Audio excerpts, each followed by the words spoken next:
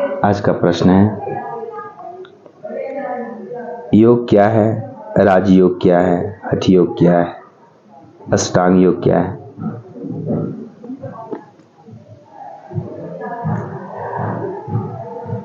योग को देखें तो वास्तविक योग का जो शाब्दिक अर्थ होता है, अपने आप से जुड़ना। ये थोड़ा अजीब लगेगा सुन के कि अपने आप से हम कैसे जुड़े। तो यहाँ है कि मन को अपने शरीर के साथ जोड़ना। तो मन को शरीर के साथ कैसे जोड़ें? क्या मन और शरीर एक है? पहले इसको समझना जरूरी है। शरीर और मन दोनों अलग अलग चीजें हैं। शरीर एक फिजिकल ढांचा है, मन जो है एक सॉफ्टवेयर की तरह है जो उसको संचालित करता है। शरीर हमारा यहाँ पे हो सकता है लेकिन मन यहाँ पे नहीं हो सकता। मन कहीं और भी हमारा वर्क कर रहा होता है।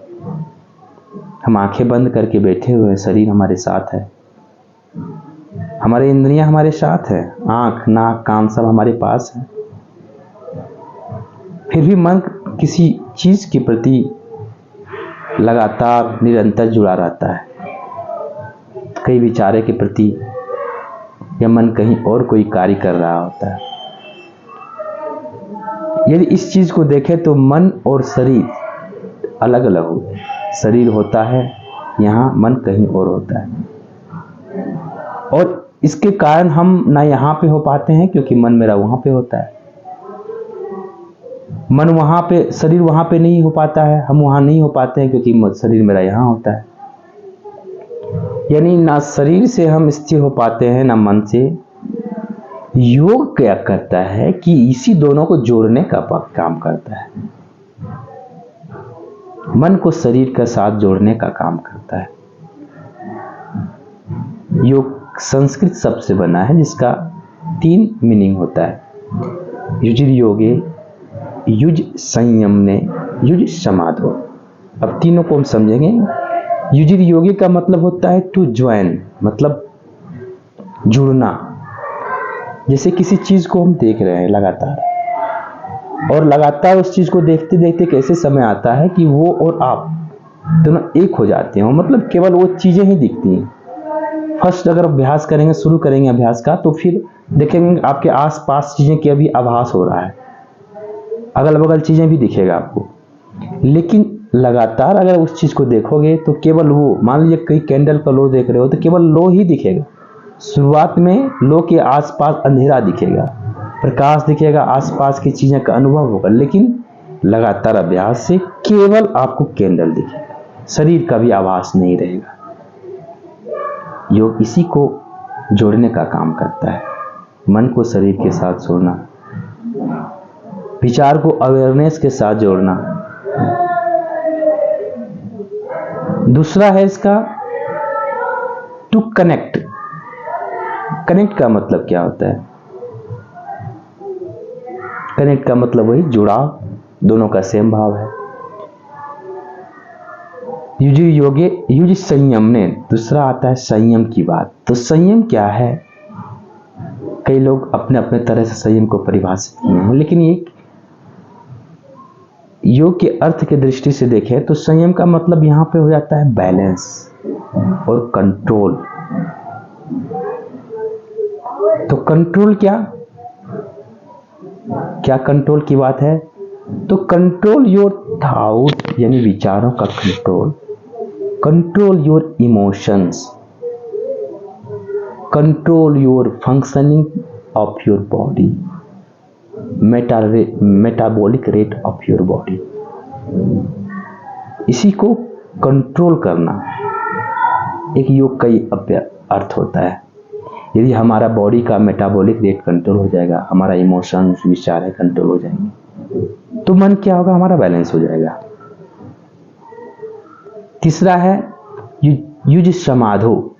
समाधो का मतलब होता है बिल्कुल बैलेंस्ड, हर एक चीज, हार्मोन, जो चीज पूरा बैलेंस हो चुका है।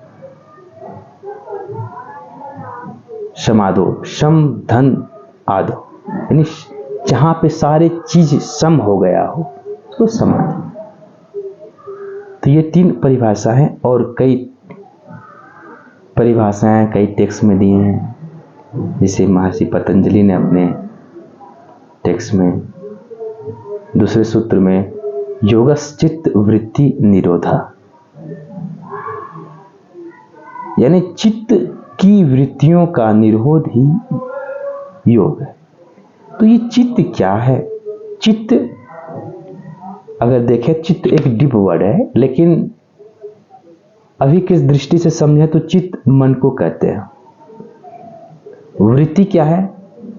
तो वृत्ति हो गया फंक्शनिंग ऑफ माइंड, ये मन जो फंक्शन करता है या मन से जो निकलते तरंगे, जैसे भावनात्मक रूप में तरंगे, विचार के रूप में निकलने वाले तरंगे, इसी को वृत्ति बोलते हैं।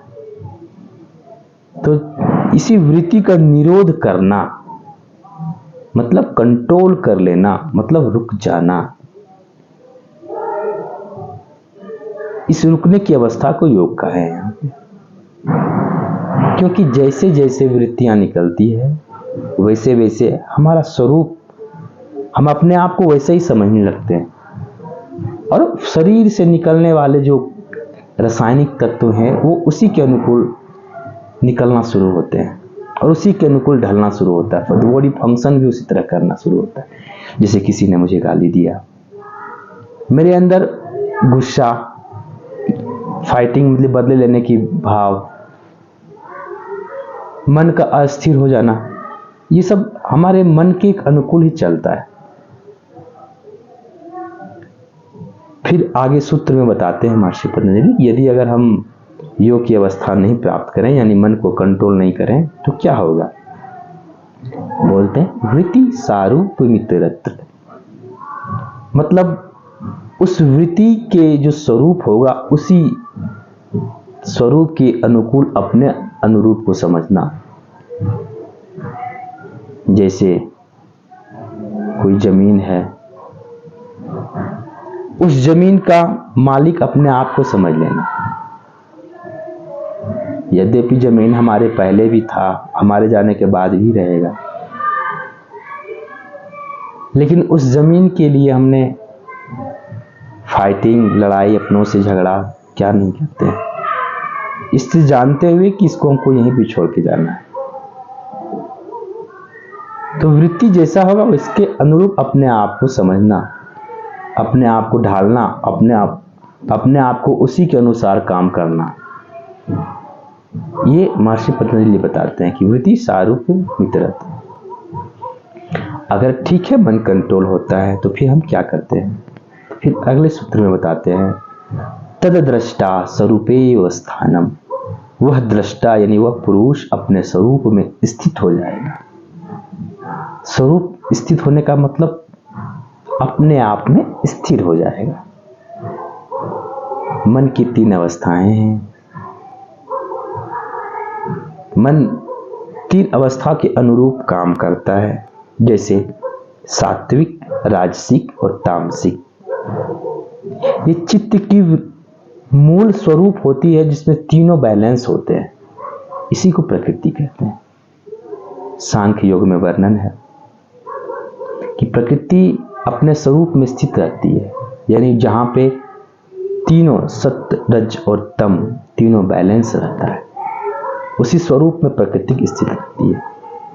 लेकिन पुरुष का प्रकाश जब पड़ता है उस पे, तो उसमें हलचलें होती है और फिर हमारा विकास होता है। जिस तत्व की यानी जिस वृत्ति की अधिक मात्रा होती है उसके अनुकूल हमारा बॉडी का विकास होता है। हम उस तरह की शरीर धारण करते हैं, हमारे विचार भी उस तरह के आते हैं। गीता में अर्जुन से कृष्ण कहते हैं कि मनुष्य 3 प्रवृत्ति होती हैं, सत्य, रज और तम। जब हमारे अंदर सात्विकता की भावना आती है, सात्विक विचार जब जगते हैं, मन जब सात्विक बनती है, तो हमारे अंदर सोशल काम करने की चाह होती है, लोगों की सपोर्ट करने की। मन स्पिरिचुअलिटी की ओर भागता है, अगर हमारे अंदर राजसिक प्रवृत्ति अगर जागृत होती है तो हमारे अंदर दिखावा की भावना जगता है, और जब तामसिक प्रवृत्ति जागृत होती है तो हमारे विचार पशुवत की तरह होता है, लोगों को कष्ट देना। तो इसी को बैलेंस करता है योग। एक श्लोक आता है, मनः प्रशमनः उपाय योग इत्यादि धीयते, यानी कि ऐसी अवस्था जहां पे मन के जो विचार हैं उसको समन करना, ऐसी अवस्था को योग की अवस्था कहते हैं। गीता में भी कृष्ण कहते हैं, योग कर्मसु कौशलम, मतलब कर्म को करो निष्काम पूर्वक, सात्विक विचार के साथ, और ऐसे किया गया कर्म, ऐसे कुशलता पूर्वक किया गया कर्म योग की अवस्था है। और जब इस तरह से काम करेंगे तो समतंग योग उच्यते, यानी उस अवस्था में हम समभाव स्थित होकर के रहने लगेंगे। इस तरह से कई योग का अपने अपने तरह के बतलाए गए हैं, लेकिन सभी का अगर देखें तो सबका एक ही अर्थ होता है, सबका एक ही मिलन होता है, मन को बस में करना। अपने आप को समभाव तभी रखेंगे जब मेरा मन कंट्रोल होगा। निष्काम कर्म हम तभी कर पाएंगे जब मेरा मन में कोई नेगेटिव विचारें नहीं होंगी।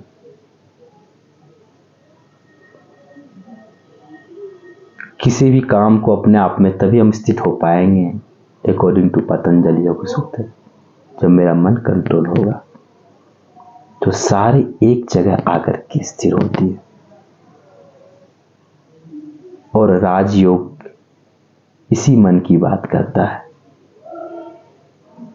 हठ योग वो शरीर की बात करता है कि शरीर में जो विषाक्त तत्व हैं, टॉक्सिन है, उसे दूर करके शरीर की क्रियाएं को बैलेंस करके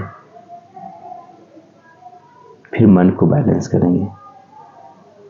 केवलम राजयोगाय हठ योग विद्या निवेद्यते, यानी राजयोग की प्राप्ति के लिए हठ योग, यानी शरीर के द्वारा हम मन तक पहुंचेंगे और फिर हम राजयोग की प्राप्ति करेंगे। मंत्र योग क्या है? मंत्र भी मन की बात करता है।